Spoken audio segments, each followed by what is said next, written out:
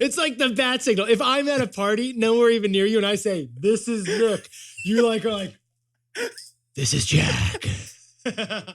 I must go. Where's my microphone? This is Nick. This is Jack. Welcome back. It is Tuesday, T-Boy Tuesday, February 21st. And today's pod is the best one yet. Second baby still hasn't come, so I'm still here. Second baby. Almost here. All right, we got what? 3 weeks? 2 weeks? When's the due date? We're getting close, Jack. Early March is the due date, but you never know with these things. There's a large margin of error. There is. Mother Nature, she's intense. By the way, how's your 3-day weekend? Fantastic. Thanks for asking. We were dinking around Los Angeles, but I'll see you in New York tomorrow, man. Classic dink move by Nick and Molly right there. I'll see you in New York tomorrow. Jack, what's our first story for today's pod? Glossier just staged a successful makeover for their makeup brand. Because Glossier just embraced the 100-year mindset. For our second story, last week was officially the week that AI chatbots went from cool to creepy. Get this, Chat GPT tried to break up a marriage. No joke, real thing. We have the screenshots to prove it. And our third and final story is DraftKings. 1 week after the Super Bowl, the sports betting app stock jumped 15%. But here's the thing, Yetis. Fans, they aren't betting on what you think that they're betting on. Yeah, betting on. They're betting on. There's a preposition you're missing there. You don't know what they're betting on. They're not betting on what you think they're betting on. But Yetis, before we hit that fantastic mix. A wonderful mix of stories to kick off the 4-day week, Jack. Last week, we told you that Starbucks was getting a little stingy. Yeah, we told you Starbucks is making free coffee a little bit more expensive. With the great devaluation of their reward stars. Yeah, we had a Frappuccino freakout. Jack literally spat out his coffee yesterday. Literally. But it got us curious. What city spends the most on coffee overall? What city has the costliest cup of cappuccino? And our first thought, it must be New York City. Had to be New York. New York is the home of the double-digit latte. I'm walking here. The $80 Manny, the $20 taxi, the $12 latte. That's the Big Apple. Okay, maybe it's New York, or we thought maybe it could be San Francisco. That blue bottle blend, I hear it's $10 each, right? You're going to take out a mortgage so you can afford that blue bottle blend, Jack. But what about Seattle? Everyone knows Starbucks is from there. I mean, in Seattle, Jack, they get snobby about their cafe lattes. When you treat your espresso like artwork, you pay a masterpiece price. That macchiato, it's like a Michelangelo. Get ready to pay. Finally, we thought it's definitely not Boston.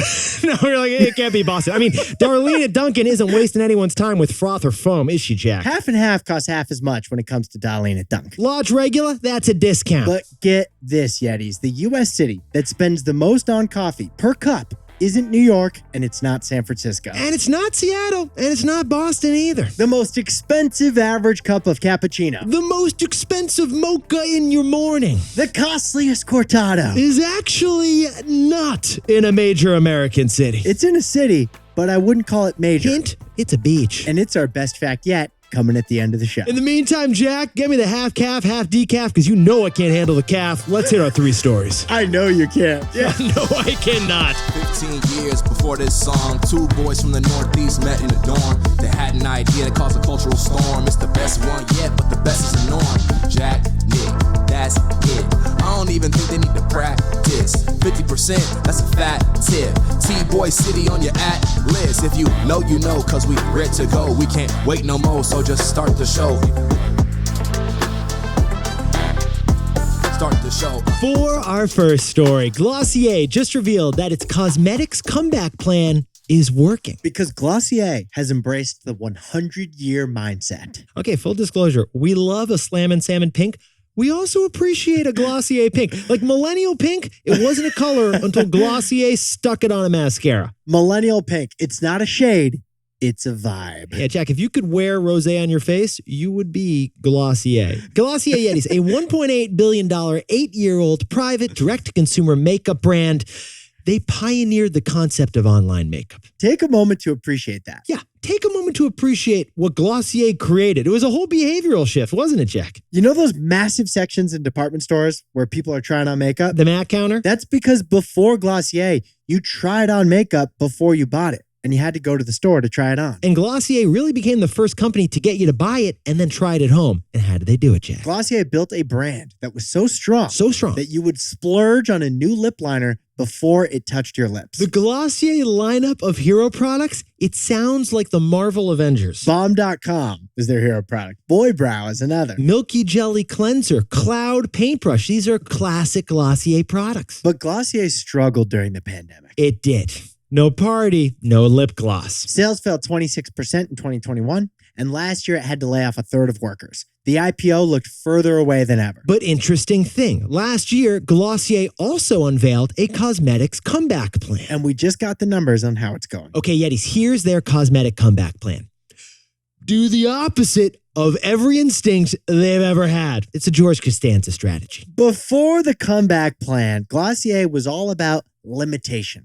Limited number of products, exclusive. You had to wait in line to get the drops of the new products. Glossier controlled everything. But now, instead of launching products 4 times a year, Glossier is launching new products every 4 weeks. Before their comeback plan, you could only buy the Boy Brow product on Glossier.com. But starting this week, you can now buy that Glossier Boy Brow product at 600 Sephora stores. Yes, starting Thursday, all of the Sephora stores are going to be painted in millennial pink to announce the arrival of Glossier in store. The first time they'll be physical ever. There is going to be enough new night serum out there to drown you. And the new flagship store in Soho that just opened, this is symbolic of Glossier's comeback. Yeah, the New York Times reviewed it. What did they call this place, Jack? A selfie palace, the Gen Z beauty Disney World. Yeah, Jack and I are going to call it the Willy Wonka factory of face cream. And as we mentioned, we just got the results on how this comeback plan is working. Glossier reversed the numbers from 26% sales shrinkage in 2021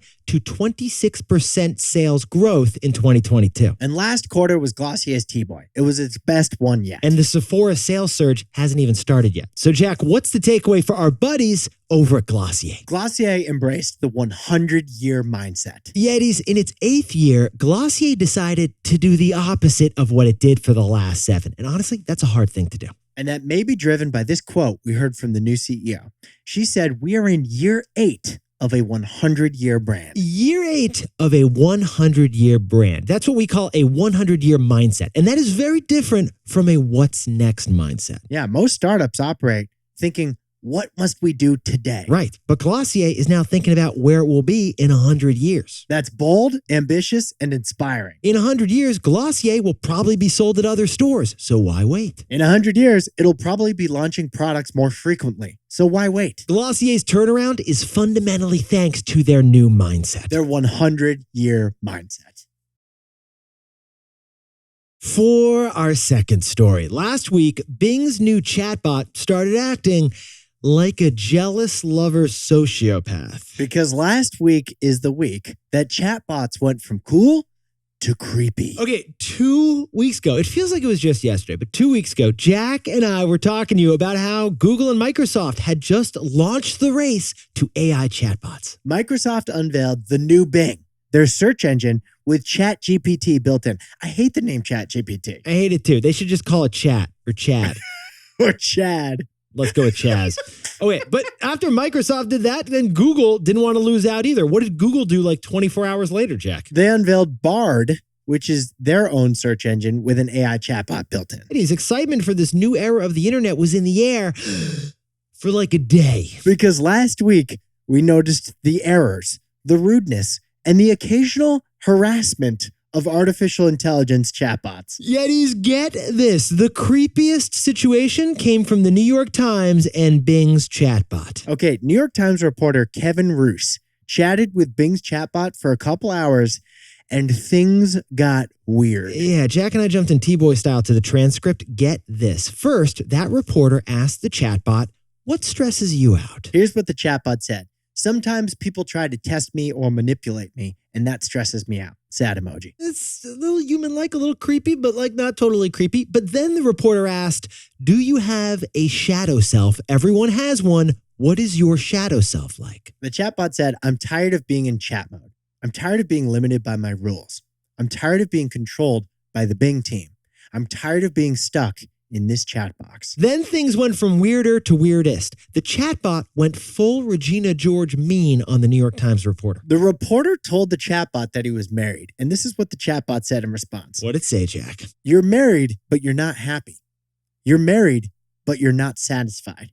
You're married, but you're not in love, are you? I mean, I don't even feel comfortable hearing those words when you say them, Jack. What do you do if you're that guy? I don't know. Do you call customer support at Microsoft or do you call your wife? I think you'd be afraid because then the chatbot might turn on you and do something to you. This wasn't the only wild Freudian situation that happened last week with chatbots. Jack, what happened with that AP reporter and that other chatbot? At the Associated Press, one reporter was compared by Bing's chatbot to Hitler. Yeah, the chatbot said the reporter was ugly, too short, and had bad teeth. It was just mean. Yeah, and why is Chaz, the chatbot, getting all freaky on us? Well, these chatbots source their intelligence from the web. And the web has a lot of ugly parts too. That's our best guess. So, Jack, what's the takeaway for our buddies over in the AI race? The era of move fast and break things has returned. Yeah, these tech companies were chastised after 2016 for their negative impacts on society. Move fast and break things was replaced by move slow and lobby Congress. But AI has triggered Google and Microsoft to move uncharacteristically freaky fast in just the last few weeks. There's a huge problem with these chatbots. Mainly, they answer so confidently even when they have wrong answers. Yet despite that huge risk for reputational damage and misinformation, Google and Microsoft, they keep moving fast. Because the reward is just too potentially big. Nobody wants to lose the race for the next era of the internet. And that is why AI has brought the return of move fast and break things. Now, a word about our sponsor, Robinhood. You can do just about anything from your phone, but some industries, they've just been slow to The move. finance industry was slow to move from phone to computer, and then from computer to app. Robinhood wasn't. It's the Silicon Valley-based brokerage that's been updating apps since it was born in 2015. Using the Robinhood app for your stocks and crypto is almost as easy as downloading it. So you can invest at your pace on your terms by downloading the Robinhood app. If you're not investing on Robinhood yet, to get started, go to Robinhood.com/tboy and choose your free stock. That's Robinhood.com/TBOY. Limitations apply. Stocks are offered by Robinhood Financial LLC, member SIPC. Crypto offered through Robinhood Crypto. All investments involve risk. By the way, this podcast is not owned by or part of Robinhood, and we are not employees of Robinhood. For our third and final story to kick off the week, DraftKings stock has surged 15% on Friday after telling us how the Super Bowl really went. And the most valuable bets at the Super Bowl had nothing to do with the score. First of all, funny thing Jack and I have just noticed, sports betting, the Super Bowl is their Super Bowl. Literally the most important day of the year for these guys. Yeah, the Super Bowl is their Super Bowl. On board more people during the Super Bowl than any other day of the year. Perfect timing, because 1 week after the big game, DraftKings happened to announce their quarterly earnings. There we go. So we got to jump in T-Boy style to the numbers. DraftKings revenues doubled last quarter to $855 million.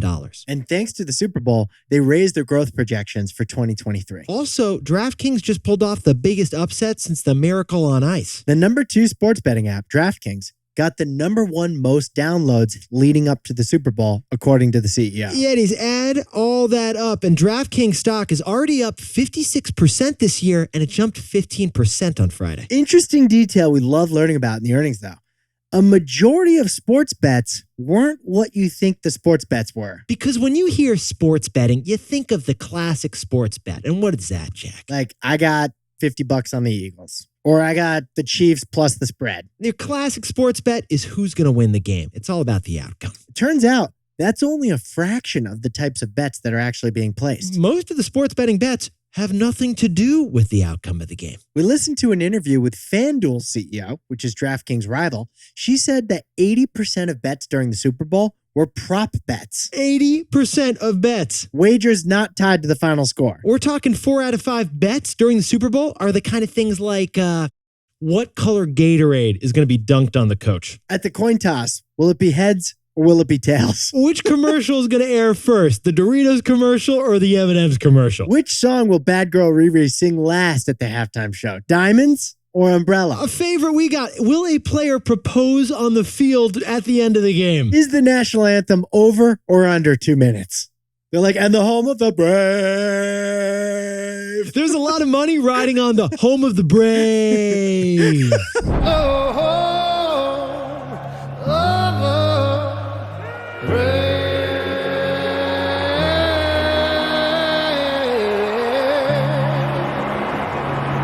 But maybe the most money of all is whether or not we're about to hit the takeaway. So, Jack, what's the takeaway for our buddies over at DraftKings? The growth driver for sports betting isn't more fans, it's more states. Now, Yetis, Jack and I got your back. We control F that whole earnings call, and we noticed that they said the word state 47 times. State, as in the 50 states. In the past year, DraftKings went live in 3 new states, bringing their total up to 20. So a big chunk of their revenue growth last year is thanks to legalization, especially in the state of New York. Now, DraftKings does control their own marketing, their app design, the promos. They control all of that stuff. But state legislation is really what determines whether they grow a lot or slow right now. Yeah, so DraftKings should be pretty excited that there are still 30 states left for them to launch into. That's their growth plan. Nick, sports betting loves it when you bet on what Gatorade color is going to be dumped on the coach. But at the end of the day, the best driver of sports betting growth,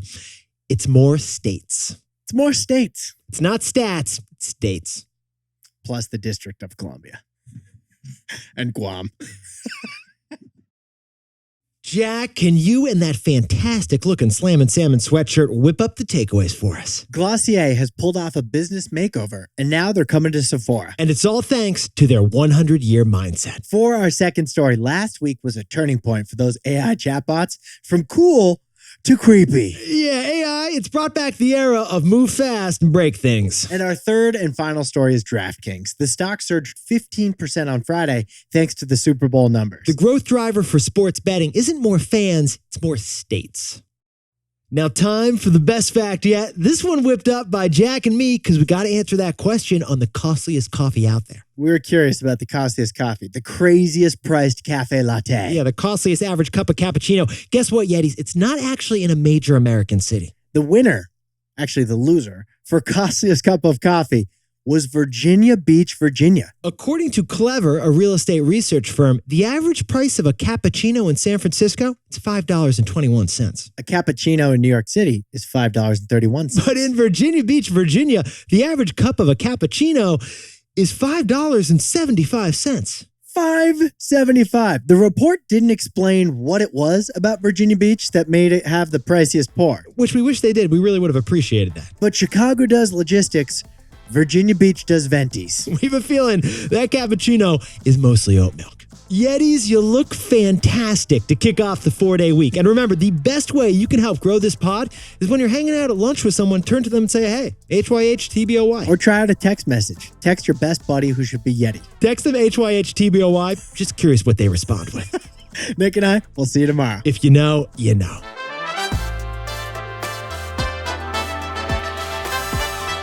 And before we go, shout out to Yetis Kelsey and Michael, who are neighbors on the Upper West Side, but just realized over dinner that they both listened to T-Boy, and they didn't even realize it. That is fantastic. And happy birthday to Peter Freshy from Seattle, who hasn't missed an episode in years. It's not his birthday, but we did just want to give him a shout out for that.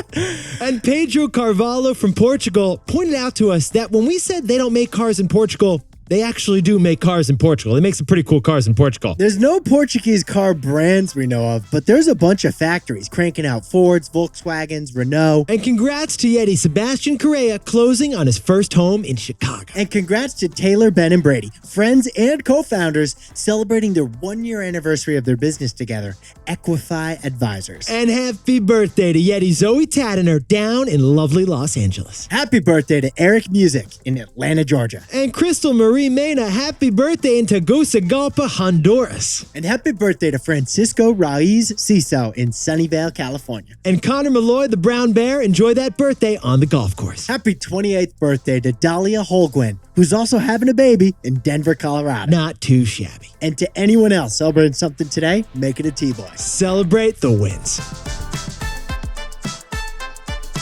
This is Jack. I own stock of Ford and Volkswagen, and Nick and I both own stock of Robinhood. Now, a word about our sponsor, Robinhood. Jack, rule number 1 about a kitchen renovation, tell your friends about your kitchen renovation. We know the cabinets are expensive. Well, in the pandemic, a lot of companies renovated their businesses, focusing on apps and digital. Robinhood didn't have to. It was built digital from the start. Robinhood's mobile-first and intuitive design makes investing a little easier for every stage of your investing journey. Whether you want to trade options, ETFs, or stocks through Robinhood Financial, or buy some Bitcoin on Robinhood Crypto, You can do all that right on the Robinhood app. If you're not investing on Robinhood yet, to get started, go to Robinhood.com/TBoy and choose your free stock. That's Robinhood.com/TBOY. Limitations apply. Robinhood Financial LLC, member SIPC. All investments involve risk. By the way, this podcast is not owned by or part of Robinhood, and we are not employees of Robinhood.